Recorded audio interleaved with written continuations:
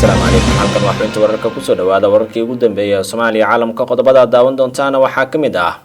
ujeedooyinka waaweyn ee Itoobiya ka wada goday Axmed Madoobe oo xaaladda ay ku cakiran tahay qorshaha lagu doonayo qaarijinta Cumar Finish iyo sira badan oo fakaday loolanka qadar oo guulo weyn ka gaaraysa Imaaraadka iyo xogta filo Soomaaliya waxyaabaha ka socda guuleed oo aan horey loo arag sameeyay muxaafidkii mucaaradka oo la yaaban safiirka Soomaaliya iyo Itoobiya waraaqadii laga gudoomay waxaa kaloo daawan doontaan Roger Stone oo lagu helay dambiyadii lagu eedeeyay qodobadaasi qodobo kale ayaa daawan doontaan u diyaar garooba saaxiibayaal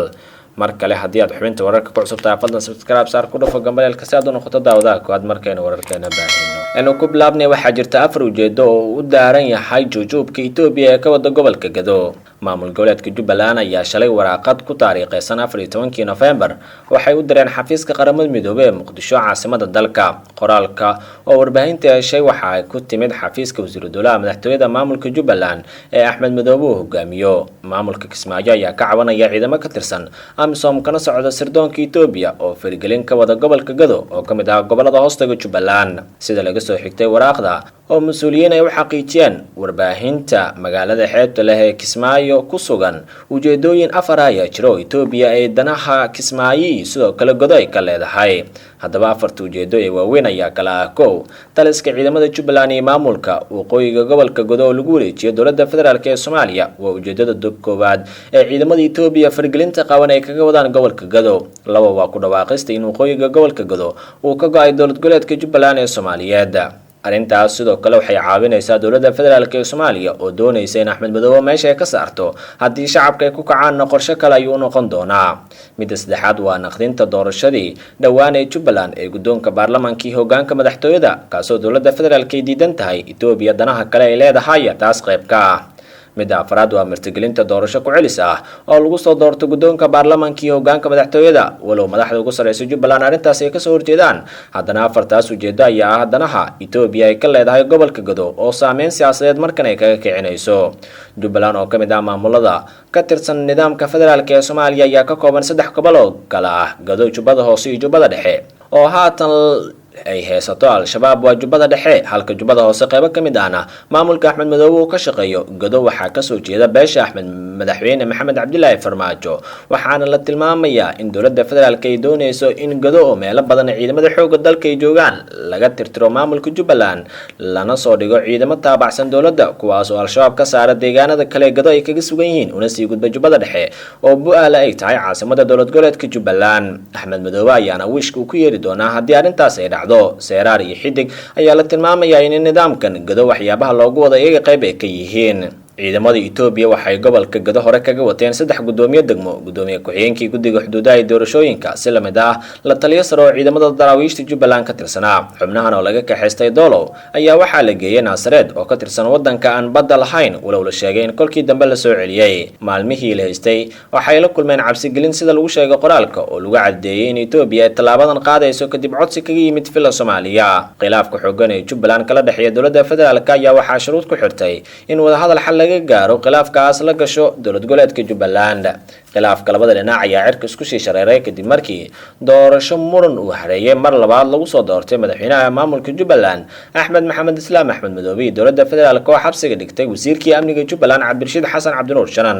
muddooyinkii u dambeeyay ayaa waxaa socday dadaalo laga dhaxwaday dowladda federaalka iyo maamulka Jubbaland si loogu gudbo khilaafka jira waxaana dadaalkaas u muuqda kuwa guul dareystay Maxamuud Sayid Aadan madaxweyne ku-xigeenka koowaad ee maamulka Jubbaland ayaa waxa uu sheegay inaysan Jubbaland wax wada hadal la gali doonin dowladda federaalka intuu xiran yahay wasiir Janan madaxweyne ku-xigeenka koowaad waxa uu sheegay in madaxda Jubbaland ay go'aansadeen inaanay la hadlin dowladda federaalka ilaa inta laga soo siidaanayo wasiir Janan madaxweyne ku-xigeenka ayaa dowladda federaalka ku eedeeyay inay maxkamadda hor keentay wasiir Janan xilli sida uu sheegay uu cadaalad darro ugu xiran yahay Muqdisho madaxtooyada Jubbaland ayaa hore ugu biyadiiday dalab kaga yimid wasaaradda arrimaha gudaha Soomaaliya oo ahaa in doorasho ku celis ah la qabto wayahay markaynu wararkaas aynu ka baxnana Cumar Finish waxa uu tilmaamay in agaasimo la damacsanaa inuu isaga qarxiyo la qabtay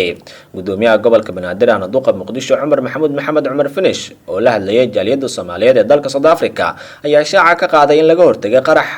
la mid ah kii lagu dilay injineer yariiso oo isagoo lala damacsanaa. Cumar Finish ayaa shaaca ka qaaday in hay-adaha amniga ay qabteen agaasimo ka tirsan gobolka Banaadir oo qarax ka fulin lahaa xarunta gobolka, kaasoo markii dambe qirtay qorshihiisa. Cumar Finish ma uusan shaacin magaca agaasimaha, goorta la qabtay iyo halka uu ku dambeeyay midna. Sida aad la socotaan, qaraxii gobolka Banaadir waxaa filisay agaasimo ka shaqeynaysa gobolka, ha yeeshee waxaa markan aniga xafiiska imid sidoo kale la qabtay agaasimo kale oo qorshahaas camal damacsanaa, yiri Cumar Finish. qaraxii xarunta gobolka Banaadir oo dhacay 24 Julaayo waxaa filisay gabar aragga lahayd oo loo yaqaan Basiira Cabdi Maxamed, balse magaceeda runtu ahaa Maryan Cabdi. Basiira ayaa ahayd agaasimaha naafada gobolka Banaadir, balse maalmo kadib markii ay dhici rabtay xafladda uu xilka kula wareegayo gudoomiye Cumar Finish ayaa waxaa xarunta gobolka Banaadir laga qabtay agaasimo ku-xigeenkii shaqada iyo shaqaalaha maamulka gobolka Banaadir, kaasoo la tuhunsan yahay in shakhsigan Cumar Finish hadda uu tilmaamayo yahay. agaasimaha ayaa la xiray, waxaana la arkin mar dambe isagoo meelaha maraya. wararka qaar waxay tilmaamayaan ninkaas uu ahaa ninkii damacsanaa in la qaraxiyo Cumar Finish. loolanka Qatar iyo Imaaraadkana waxa uu markan ka jiraa Soomaaliya, xogo badanna waa laga helayaa. waxaa sii xoogeysanaya loolanka dowladaha Qatar iyo Imaaraadka ay ugu jiraan helista ilaha dhaqaale dalka, gaar ahaan dekedaha iyo garoomada diyaaradaha dalka. waxaa labadan dowladood ee siyaasado kala fog ay ku wajahaan Soomaaliya, waxaana labada dal waa Imaaraadka Carabta iyo Qatar ay ilaashanayaan danahooda qaran. xiisada u dhaxaysa dowladaha Khaliijka oo hadda sidii hore ka yara qabow ayaa waxaa mustaqbalka siyaasadeed aan wanaagsan ay ku yeelan kartaa Soomaaliya oo ay tahay inay ku xadgudbaan qarannimada iyo madaxbannaanida dalka. Imaaraadka Carabta iyo Qatar waxay kala taageerayaan dowladda federaalka iyo maamul goboleedyada qaarkood oo khilaaf adag uu kala dhexeeyo dowladda dhexe ee dalka. dowladda Qatar waxay saameyn ku leedahay madaxda dowladda federaalka, madaxweyne Farmaajo, ra'iisul wasaare Xasan Cali Kheyre iyo agaasimaha nabad sugidda Soomaaliya Faadi Yaasin Xaaji Daahir, halka dowladda Imaaraadkana ay saameyn ku leedahay madaxda maamul goboleedyada kuwaasoo ay saameyn badan ka sameynaya waa maamul goboleedyada Jubbaland iyo Puntland ayaa maamul goboleedka ugu badan oo galaangal siyaasadeed ay ka sameeyaan Imaaraadka. waxaa labada dhinac kala raacsan siyaasiyiin Soomaaliyeed oo iyagana intooda badan ilaashanaya doonahooda gaarka. Imaaraadka Carabta waxaa siyaasiyiinta taageersan ka mid ah Cabdiraxmaan Cabdishakuur Warsame, iyadoo toddobaadkan sidoo kale khilaafkii ugu xooganaa uu soo kala dhexgalay mucaaradkii iyo muxaafidka oo madaxweynayaashii hore ee dalka mucaarad xoogan ay ku yihiin dowladda federaalka. arrintaas ayaa sidoo kale ah fursad ay Imaaraadka hadda arkayso. marka la fiiriyo labada dhinac waxaa awood badan lahaa iyo taageero baaxad leh dowladda dhexe, balse aanan ka faa'iideysan fursadaas oo Imaaraadka hadda waxaa la tilmaamayaa in taageero xoogan ay siinayaan xubnaha mucaaradka ku ah dowladda federaalka ee Soomaaliya oo dana siyaasadeed ay ka doonayaan. doorashada soo socotana lacago badan ayay ku bixin doonaan dowladda Imaaraadka sida la tilmaamayo, oo waxay doonayaan in goobta uu ka baxo madaxweyne Farmaajo. haddii Farmaajo uu soo laabto, Imaaraadka waxay og yihiin in Qatar dalka ay weli awood ku sii yeelanayso. madaxweynihii hore ee Galmudug waxa uu soo saaray war saxaafadeed ku socda dowladda federaalka, baarlamaanka Soomaaliya iyo mucaaradka. madaxweynihii hore ee Galmudug iyo wasiirka arrimaha gudaha Soomaaliya Cabdikariin Xuseen Guuleed ayaa baq ka soo saaray xaaladda siyaasadeed dalka hadda uu ku jiro. Guuleed ayaa si gaar ah fariin ugu diray xukuumadda iyo baarlamaanka iyo xisbiyada mucaaradka dalka ka jira. waraaqad u dheer uu soo qoray ayaa wuxuu yiri madaxda iyo mas'uuliyiinta dowladda ugu horeeyay madaxweynaha waxaan ugu baaqayaa in dowladda ay had iyo jeer bulshada Soomaaliyeed u cadeyso mowqifkeeda dhabta ee ku aadan arrimaha dacwadda badda ee nagala dhaxaysa dalka Kenya. in dowladda ay dhowrto dastuurka iyo shuruucda dalka u taal oo sida cad u qeexaya xaqa iyo xorriyadaha aasaasiga ee muwaadiniinta. sidoo kale in dowladda ay xushmayso xasaanadda madaxdii ka horeysay ee dalka soo hogaamisay cid kasta oo xasaanad leh oo dastuurka xasaanad uu siinayo.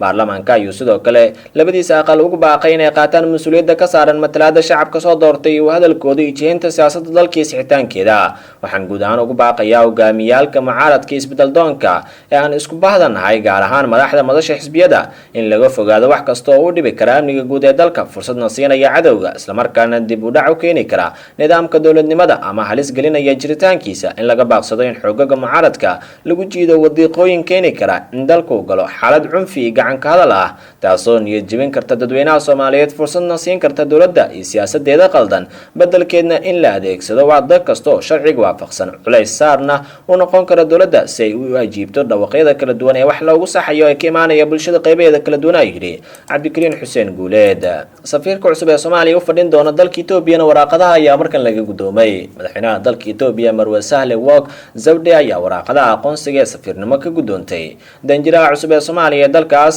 Cabdixakiin Cabdullaahi Xaaji Cumar Camey. madaxweynaha Itoobiya ayaa waxaa danjiraha Soomaaliya ay ku qaabishay aqalka madaxtooyada ee magaalada Addis Ababa halkaas oo uu gudoontay waraaqadaha lagu casuumay gudoomiyaha golaha shacabka baarlamaanka Soomaaliya Maxamed Murshal Sheekh Cabdiraxmaan ayaa isniintii tagtay magaalada Addis waxa wafdigiisa kamid ahaa Cabdixakiin Cabdullaahi Xaaji Cumar Camey madaxweyne ku-xigeenkii hore ee Puntland Camey ayaa la shaqeeyay dowladda Soomaaliya xilligii kala guurka ee maamulka madaxweynaha ka ah Cabdullaahi Maxamed Cali Gaas iyadoo tallaabadaas ay ku kala fogaadeen madaxweyne Gaas taasi waxaa loo maleynayaa inay saashay qorshaha filo Soomaaliya ugu magacowday injineer Camey inuu noqdo danjiraha Soomaaliya oo fadhin doona dalka aynu dariska nahay ee Itoobiya ugu dambeyntiina Roger Stone oo saaxiib iyo xulufo muddo fog la ah madaxweyne Donald Trump ayaa lagu helay dambiyadii lagu soo eedeeyay oo uu hortaagnaa maxkamadda federaalka Mareykanka ee Washington DC. Stone ayaa lagu soo oogay 7 xisaab dacwadood oo ay ku jiraan inuu sharci dejiyaasha Mareykanka ugu been sheegay xiriirka WikiLeaks uu farageliyay martiqaati furyaal isla markaana is hor istaagay baaritaan guddiga sirdoonka ee aqalka wakiilada Mareykanka. Maxkamadeyntiisa ayaa iftiimisay sida xubnaha guddiga ololaha madaxweyne Trump ay ugu goonayd inay helaan akhbaaro la xiriira iimaylo dhaawacayay Hillary Clinton oo la jabsaday kuwaas oo u baahinay website-ka sirta faafiya ee WikiLeaks. Dacwad oogayaasha Mareykanka ayaa sheegay in Stone oo Kongareeska Mareykanka ugu been sheegay wada sheekaysi ku saabsan WikiLeaks oo uu la yeeshay Randy Credo oo ka hadla radio ku yaala New York iyo Jeremy Corbyn oo ka tirsan xisbiga Jamhuuriga Mareykanka. waxaa sidoo kale lagu eedeeyay inuu isku dayay inuu cabsi geliyo Credisio uguna hanjabay inuu ka qaadayo eegiisa. daawadayaal warkii aad xubinta wararka la socoteen waa naga intaas nabadgelyo.